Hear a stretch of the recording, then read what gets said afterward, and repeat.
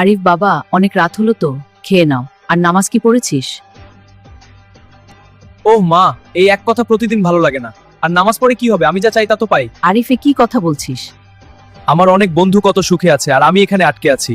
আল্লাহ মনে হয় আমাকে ভালোবাসেনি না। সবুরে মেওয়া ফলে রে বাবা, সৃষ্টিকর্তার ভালোবাসা অন্যভাবে আসে। তুই হাত মুখ ধুয়ে আয়। হে আল্লাহ, আমার এই ভিডিও যারা দেখবে তাদেরকে সাবস্ক্রাইব করার জন্য তৌফিক দান করুন, আমিন।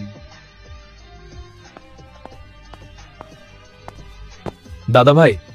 আরিফ, কি হয়েছে দাদু ভাই? মুখটা এমন অন্ধকার কেন?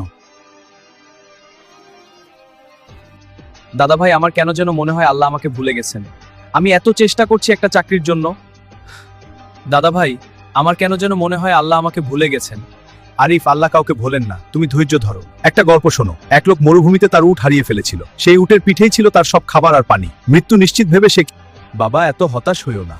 কিন্তু দাদু, আমার উটটা হারিয়ে গেছে। উট, তুই এসেছিস, আমি এত খুশি। হে আল্লাহ, আমি তোমার রব আর তুমি আমার বান্দা। এটা তো ভুল কথা। হ্যাঁ, আনন্দের আতিশয়ে সে ভুল বলেছিল।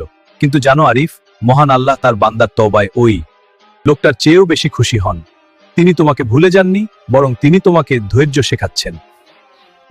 আরিফ, চল আমার সাথে। কোথায় দাদা ভাই? এতিমখানার চারপাশে ঘুরে আসি। আচ্ছা। এটা এখন তোমার বাড়ি। ওই বাচ্চাগুলোকে দেখ। ওদের বাবা মা নেই, ঘর নেই, কিন্তু ওদের চোখে মুখে কি তৃপ্তি দেখেছে। ওই বাচ্চাগুলোকে দেখ, ওদের বাবা মা নেই, ঘর নেই, কিন্তু ওদের চোখে মুখে কি তৃপ্তি দেখেছে। ওরা জানে যারা দুনিয়ায় কেউ নেই, তাদের জন্য আল্লাহ আছেন। আমি তো কোনোদিন এভাবে ভাবিনি। আমি শুধু যা পাইনি তা নিয়েই অভিযোগ করেছি, কিন্তু যা আছে তার জন্য শুকরিয়া করিনি। সৃষ্টিকর্তার ভালোবাসা পেতে হলে আগে তার সৃষ্টির প্রতি ভালোবাসা দেখাতে হয় এবং কৃতজ্ঞ হতে হয়।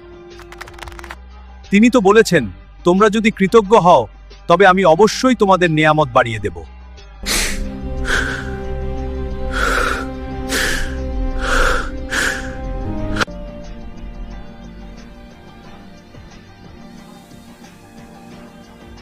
হে আল্লাহ, আমরা গুনাহগার, তোমার ভালোবাসা আমরা বাইরে খুঁজছিলাম, কিন্তু তোমার ভালোবাসা আমাদের মধ্যে আছে তা জানতাম না। তুমি আমাদের ক্ষমা করে দাও, আমিন। হে আল্লাহ, আমার এই ভিডিও যারা দেখবে তাদেরকে সাবস্ক্রাইব করার জন্য তৌফিক দান করুন, আমিন।